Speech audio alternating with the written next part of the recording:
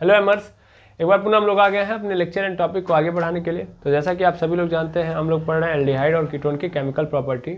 और पिछले लेक्चर में हम लोगों ने इसका न्यूक्लियोफिलिक एडिशन रिएक्शन कंप्लीट कर लिया था, और आज हम देखेंगे इसका ऑक्सीडेशन एंड रिडक्शन। ठीक है, चलिए स्टार्ट करते हैं। तो जैसा कि आप सभी लोग जानते हैं, एल्डिहाइड एंड कीटोन इसकी हमको केमिकल प्रॉपर्टी पढ़नी है।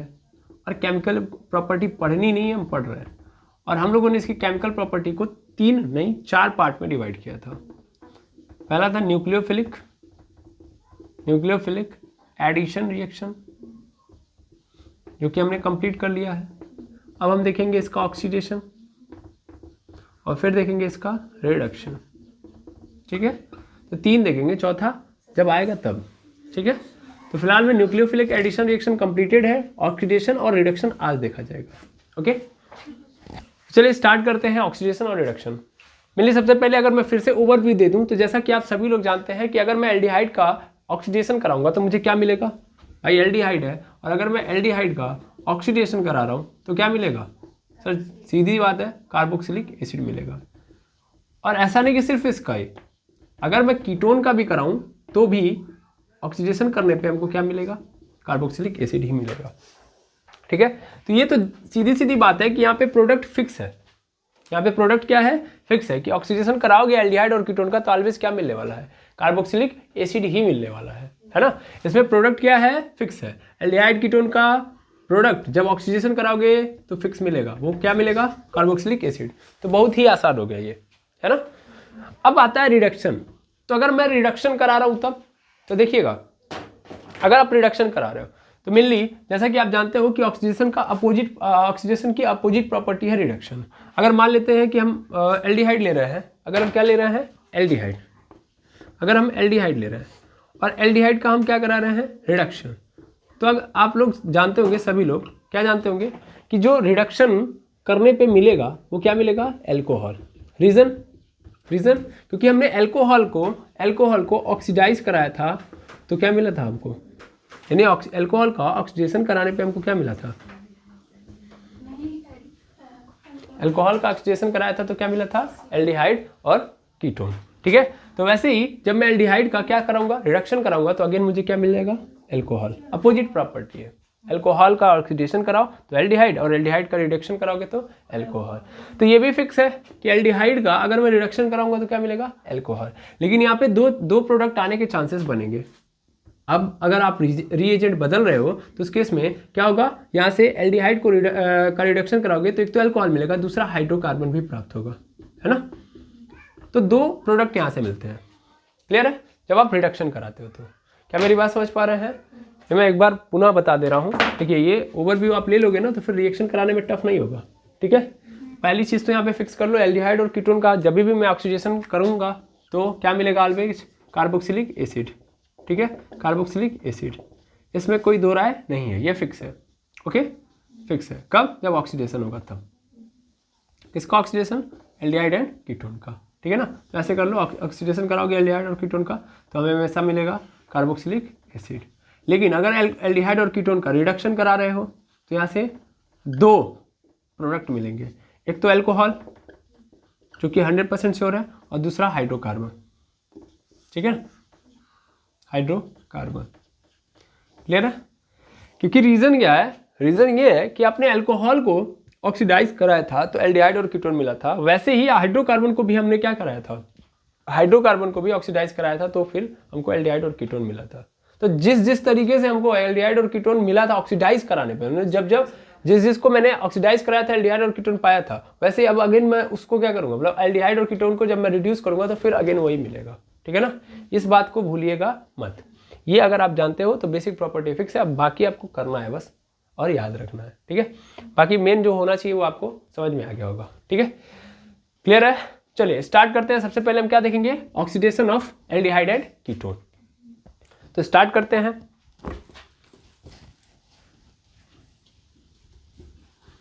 और बहुत ही आसान है ये दोनों के दोनों, इसलिए ज़्यादा दिमाग दौड़ाने की ज़रूरत है ही नहीं इसमें।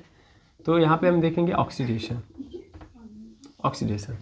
अब देखिएगा ध्यान से, अगर आप ऑक्सीडेशन करा रहे हो एल्डिहाइड का और कीटोन का, ठीक है ना, तो ऑक्सीडेशन मतलब क्या होता है सर, सीधी बात है H2 का रिमूवल, है ना, H2 रिमूव हो जाए, ऑक्सीजन ऐड हो जाए, है ना। बेसिक परिभाषा यही तो कहती है, ऑक्सीडेशन का मतलब यही है। बाकी हमारे भाषा में क्या होता है, इलेक्ट्रॉन की चोरी हो जाना, है ना, इलेक्ट्रॉन की चोरी हो जाना। किसी भी पदार्थ के अंदर से इलेक्ट्रॉन की चोरी करना ही, चोरी हो जाना ही क्या कहलाता है, ऑक्सीडेशन कहलाता है। दैट मीन्स ले दे के होगा क्या कि एल्डिहाइड और कीटोन जब लोगे तो इसके अंदर से इलेक्ट्रॉन क्या हो जाएंगे, गायब होंगे, और वही इलेक्ट्रॉन गायब होंगे तो दैट मीन्स हम बोल देंगे कि एल्डिहाइड और कीटोन का क्या हो गया है, ऑक्सीडेशन हो गया है, ठीक है।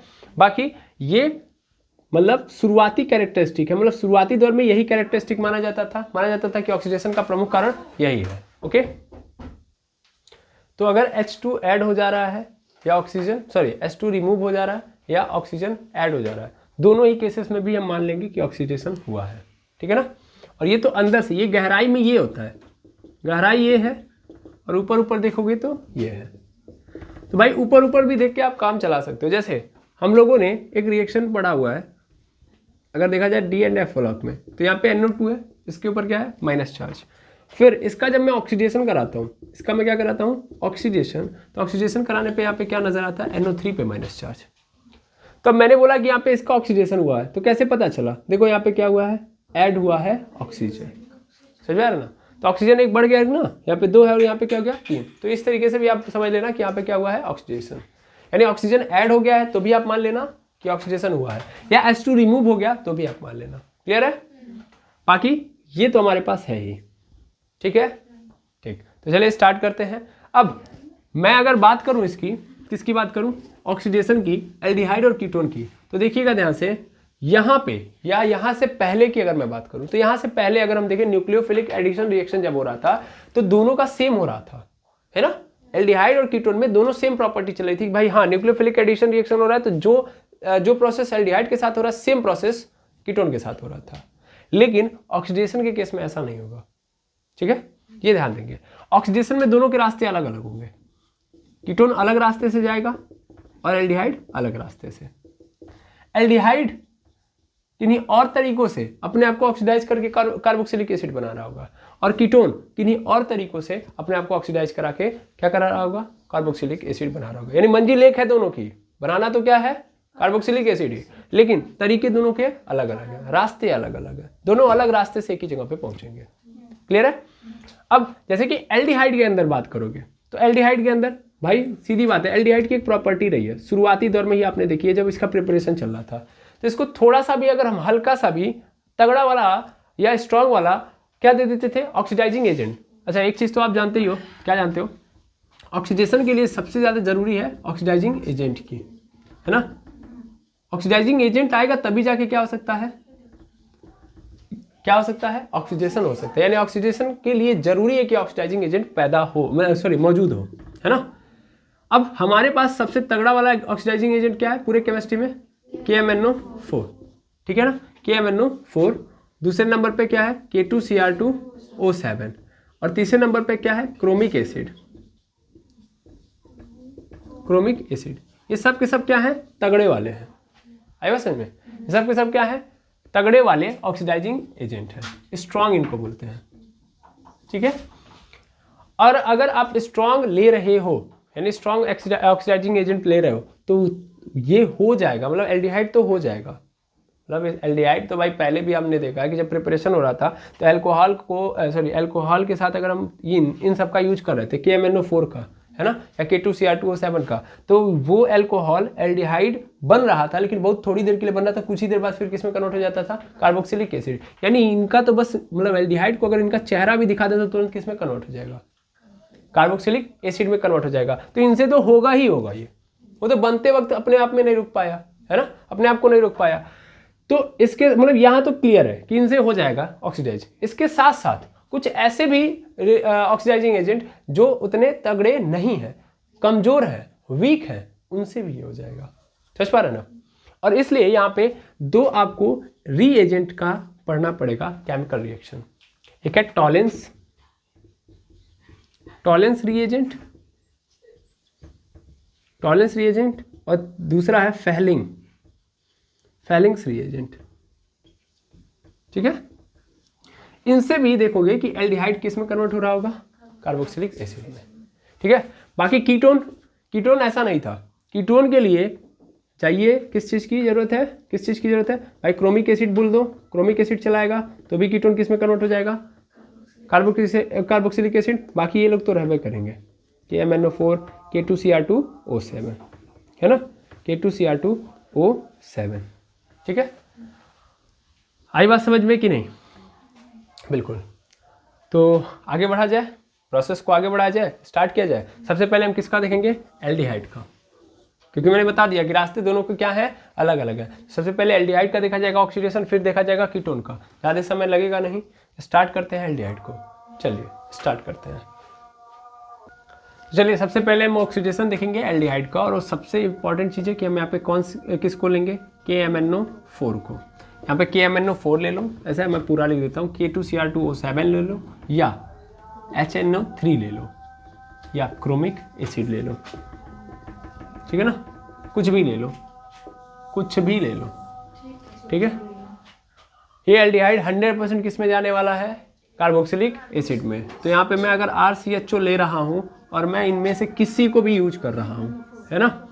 ठीक है, तो यहाँ पे होगा क्या, यहाँ पे इनके द्वारा, इनके आने से क्या होगा कि एक ऑक्सीजन इसमें ऐड हो जाएगा, और ऑक्सीजन ऐड होने का मतलब आप ध्यान से समझिएगा क्या हो जाएगा, COOH, RCOOH बन जाएगा।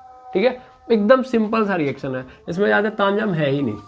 ओके, जैसे एग्जांपल के लिए आप ले सकते हो यहाँ पे CH3, फिर यहाँ पे C+O, फिर यहाँ पे H।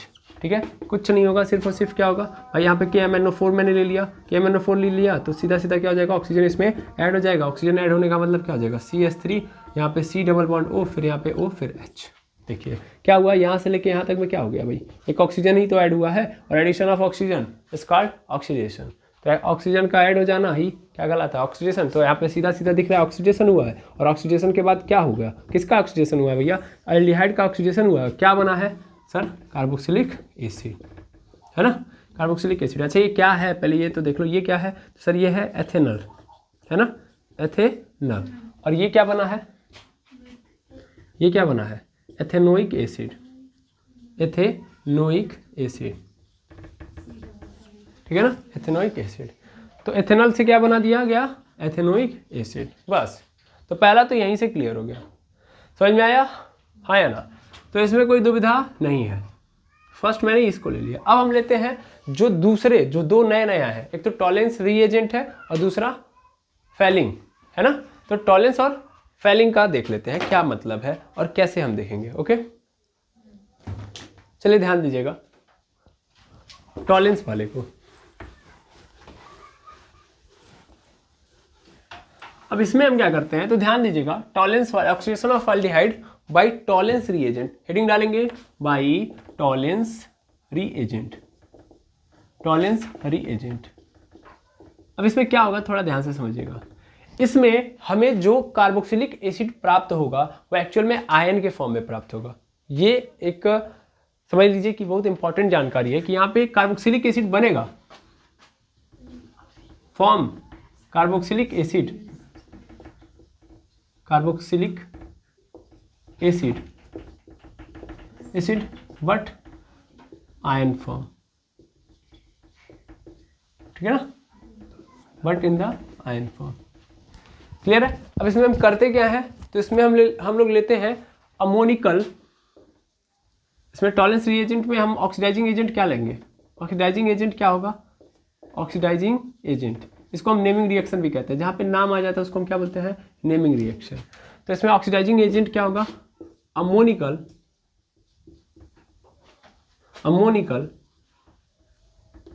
Solution of silver nitrate,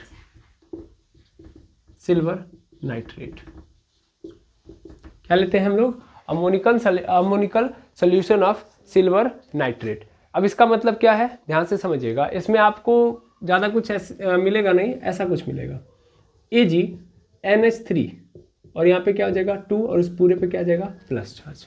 that is called ammoniacal solution of silver nitrate. ठीक है, अब देखा जाए कैसे होगा। तो जाहिर सी बात है यहाँ पे आप क्या ले लोगे, RCHO और किसके संपर्क में लेके आओगे, इनके संपर्क में लेके आओगे AgNH3 और यहाँ पे क्या हो जाएगा, यहाँ पे पूरे पे सॉरी यहाँ पे NH3 है और पूरे पे क्या है 2 है, ठीक है ना, और इस पूरे पे क्या है प्लस चार्ज। और ध्यान देना थोड़ा सा आपको बेसिक मीडियम लेना पड़ेगा। क्या लेना पड़ेगा, बेसिक मीडियम। जब आप बेसिक मीडियम लोगे तब जाके क्या होगा, तब जाके आपको क्या मिलेगा, तब आपको मिलेगा RCOO पे माइनस चार्ज, RCOO पे माइनस चार्ज। और यही क्या है, यही है आपका कार्बोक्सिलिक एसिड का आयन। क्या है ये, कार्बोक्सिलिक एसिड का आयन है। समझ में आ रहा है कि नहीं आ रहा है? इसको क्या नाम दे सकते हैं, इसको क्या नाम दिया जा सकता है, आयन के फॉर्म में ये, तो इसको हम क्या बोल देंगे, कार्बोक्सिलेट आयन या कार्बोक्सिलेट एसिड। ठीक है, आयन के फॉर्म में आता है तो 8 लगा दिया जाता है। ठीक है, ये सब पता है ना आपको। जैसे SO4 है और इस पर क्या है -2 चार्ज, तो इसको क्या बोलते हैं, सल्फेट बोलते हैं, नहीं बोलते हैं, तो ये क्या है, सल्फेट है। देखिए यहाँ भी 8 लगा है, तो वैसे यहाँ पे भी क्या है, कार्बोक्सिलेट आयन है। Okay, carboxylate. बस क्या यही बनेगा कि और कुछ बनेगा, बताइए और क्या क्या बन सकता है।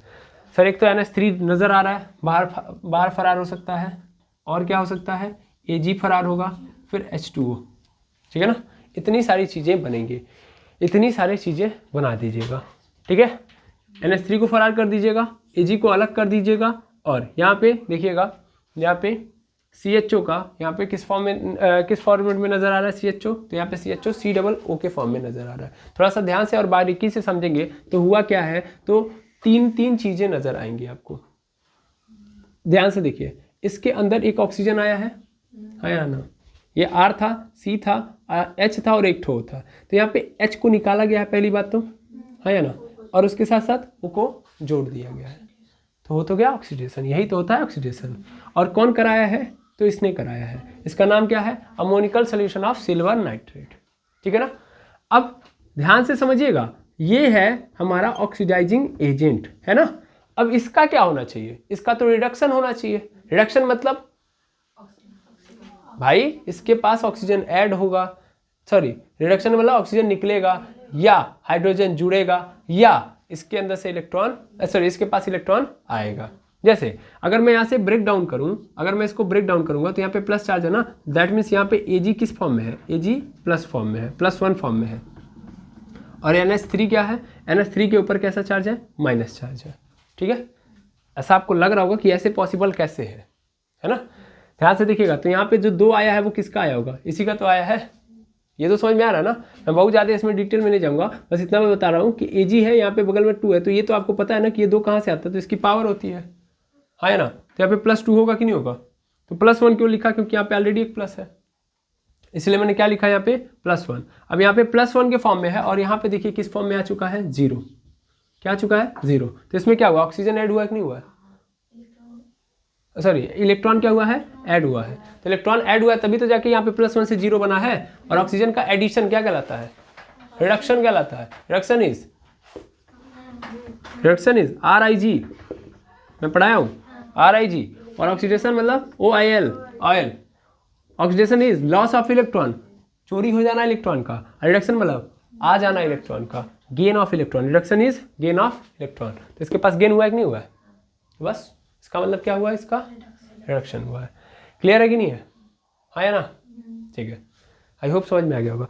यहाँ पे NH3 पे सॉरी गलती से मैं माइनस चार्ज मत लगाइए, माइनस चार्ज क्यों लगाया, NH3 न्यूट्रल है अपने आप में। ओके, ये जबरदस्ती उसको जोड़ के रखा था। ठीक है, समझ में आया।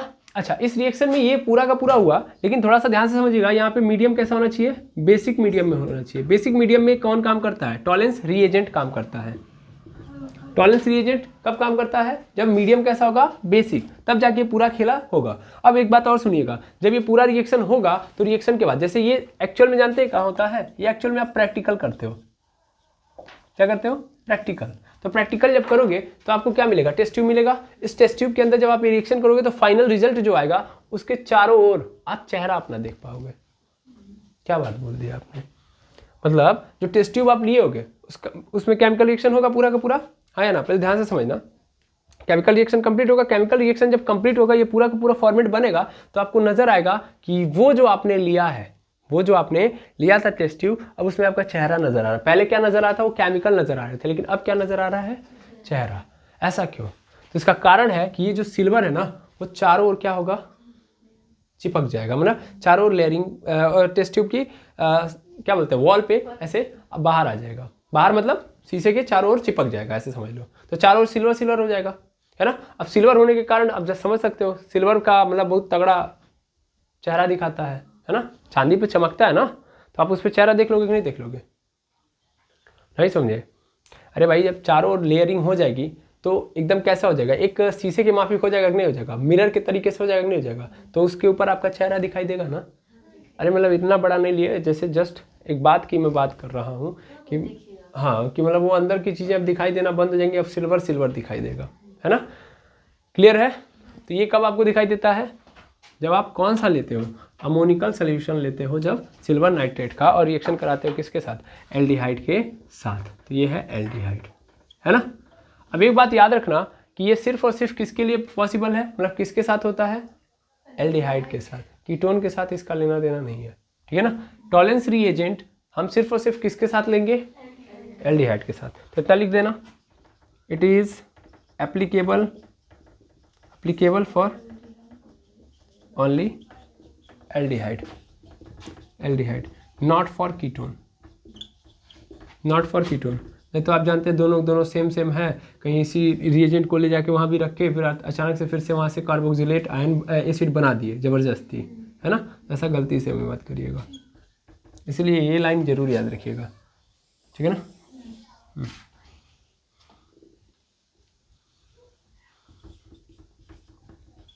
ठीक है, ठीक। तो टॉलेंस रिएजेंट के थ्रू कैसे हम रिएक्शन कराते हैं, कैसे कार्बोक्सिलिक एसिड प्राप्त करते हैं, समझ में आ गया। हाँ, मैंने पहले ही बता दिया था कि इससे हम कार्बोक्सिलेट आयन पाएंगे। अच्छा, इस कार्बोक्सिलेट आयन को लोगे और फिर इसका भी रिएक्शन किसी एसिडिक मीडियम में कराओगे जब, ठीक है ना, इसका रिएक्शन किसी एसिडिक मीडियम से कराओगे तो फिर क्या मिल जाएगा आपको, तब सीधा सीधा आपको मिल जाएगा RCOOH। तब इसमें कोई दुविधा नहीं है, ठीक है ना, ये याद रखना, RCOOH। इसको उठाना और किसी एसिडिक मीडियम में डाल देना, तो ये क्या बन जाएगा, कार्बोक्सिलिक एसिड। क्लियर है भाई। आयन मिल गया तो आराम से हम बना सकते हैं, बाकी मीडियम ही तो इधर उधर करना है, ठीक है। चलो नोट डाउन करो इसको। चलिए अब हम देखेंगे भाई फेलिंग रीएजेंट, ठीक है, फेलिंग्स रीएजेंट, ये तीसरे नंबर का ऑक्सीडेशन हम देख रहे हैं एल्डिहाइड का। ओके, अब फटाफट देखिएगा, फेलिंग रीएजेंट अगर लेते हैं तो फेलिंग रीएजेंट जो होता है वो दो टाइप के सोल्यूशन के मिक्सचर से बनता है, दो टाइप के सोल्यूशन के मिक्सचर से बनता है। पहले को हम बोलेंगे फेलिंग्स ए और दूसरा बोलेंगे फेलिंग्स बी, ठीक है, फेलिंग्स बी। ओके, अब ये दोनों मिलेंगे तब जाके फेलिंग्स रीएजेंट बनेगा, ठीक है। फेलिंग्स ए और फेलिंग बी मिलेंगे तब होगा। अब फेलिंग ए में क्या होता है, तो एक्चुअल में क्या है, फेलिंग ए क्या है, it is a aqueous solution of copper sulphate,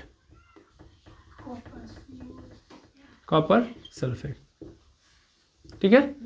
अब ध्यान से समझिएगा CuSO4 है ये, है ना। और ये क्या है, ये है सोडियम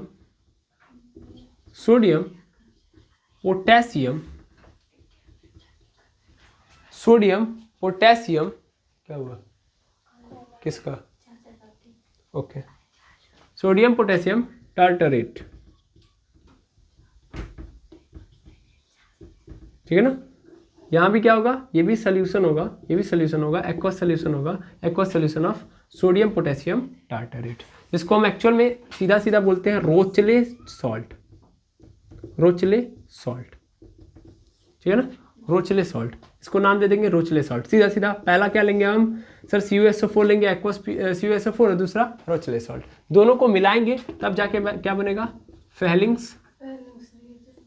फेलिंग्स रीएजेंट। और याद रखना है कि इन दोनों की मात्रा इक्वल होनी चाहिए, दोनों की मात्रा इक्वल क्वांटिटी होना चाहिए या इक्वल कंपोनेंट होना चाहिए, तब जाके ये बनेगा, है ना। ये क्या करने के लिए किया जाता है, तो एक्चुअल में ये एल्डिहाइड टेस्ट करने के लिए किया जाता है। किस चीज़ के लिए, फेलिंग रीएजेंट क्या करने के लिए किया जाता है, एल्डिहाइड टेस्ट करने के लिए किया जाता है, एल्डिहाइड टेस्टिंग के लिए। अच्छा, थोड़ा सा लिख दीजिएगा, किस वाले में हम लोगों ने अभी टॉलेंस रीएजेंट लिया था, है ना, टॉलेंस रीएजेंट, बताया तो था लेकिन भूल गया हूँ। टॉलरेंस रिएजेंट क्या करने के लिए, तो कौन सा टेस्ट होगा, मतलब कौन से टेस्ट की जब हम टॉलरेंस रिएजेंट लेते हैं, तो silver mirror test. Silver mirror test, silver mirror test में हम क्या करते हैं, टॉलरेंस रिएजेंट का यूज करते हैं, और एल्डिहाइड टेस्ट के लिए हम किसका यूज करते हैं, फैलिंग रिएजेंट का टेस्ट करते हैं। क्या मेरी बात समझ में आ रही है? हाँ या ना? अब इसमें करेंगे क्या मेरे लिए, क्या हुआ, चलिए अब हम क्या करेंगे, यहाँ से फटाफट लेंगे CH3CHO, ठीक है, और यहाँ पे इन सब की जगह पे सीधा सीधा कॉपर का 2+ वाला आयन ले लेंगे, ठीक है ना। आयनिक फॉर्म में हम लिखेंगे तो ज़्यादा बेटर रहेगा। और अगेन मीडियम क्या रहेगा हमारा क्या रहेगा, मीडियम, बेसिक मीडियम रहेगा, ठीक है। और इस पूरे को ले दे के हम क्या बोलते हैं, इस पूरे को मिला के हम बोलेंगे फैलिक सोल्यूशन, ठीक है ना। ये क्या बन गया अपना, फैलिंग सोल्यूशन, ठीक है ना। ये क्या है, एक माइल्ड ऑक्सीडाइजिंग एजेंट है, ओके। अब रिएक्शन होगा, रिएक्शन होने के बाद अगेन कार्बोक्सिलेट आयन बनेंगे, CH3COO पे माइनस चार्ज, और यहाँ पे हो जाएगा Cu2O, और अगेन क्या बन जाएगा, पानी बन जाएगा। और ये जो आप देख रहे हो, ये इसका एक कलर निकल के आएगा, कलर होगा इसका रेडिश ब्राउन PPT, परसिपिसिएट, है ना, बोलते हैं ना। मतलब क्या होता है कि जो जमा होता है, मतलब जब सोल्यूशन पूरा का पूरा होगा तो ये बनेगा, इसके साथ साथ ये क्या होगा, तली में जमा हो जाएगा, समझ में आ रहा है। और जमा हो जाएगा तो इसी को हम क्या बोलेंगे, PPT बोलेंगे, है ना। यानी जब आफ्टर रिएक्शन कोई चीज़ तली के अंदर या कहीं पे भी बैठ जाती है, जमा हो जाती है, सेटल्ड हो जाती है, तो उसी को हम क्या बोलते हैं, PPT बोलते हैं। और ये क्या है आपका, कार्बोक्सिलेट आयन है ना, कार्बोक्सिलेट आयन है। और ये कार्बोक्सिलेट आयन ही फिर जब एसिडिक मीडियम में रखा जाएगा तो किस में कन्वर्ट हो जाएगा, COOH में, यानी कार्बोक्सिलिक एसिड बना देगा। क्लियर है?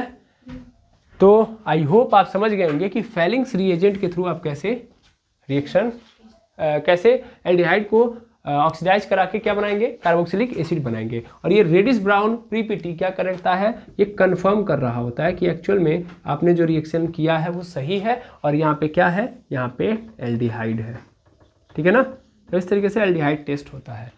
रेडिश ब्राउन PPT क्या करेगा, कंफर्म कर देगा कि एक्चुअल में आपने क्या लिया है, एल्डिहाइड लिया है, तब जाके क्या बना है, ये पूरा का पूरा रिएक्शन हुआ है, और कार्बोक्सिलेट आयन यहाँ पे बनेगा। उसको एसिडिक मीडियम में डालूंगा तो कार्बोक्सिलिक एसिड बनेगा। क्लियर है? तो फैलिंग रिएजेंट्स में कोई दिक्कत नहीं, ओके। अब ये एल्डिहाइड का ऑक्सीडेशन हो गया कंप्लीट। अब किसका देखना है, कीटोन का, तो इसको पहले नोट डाउन कर लेंगे।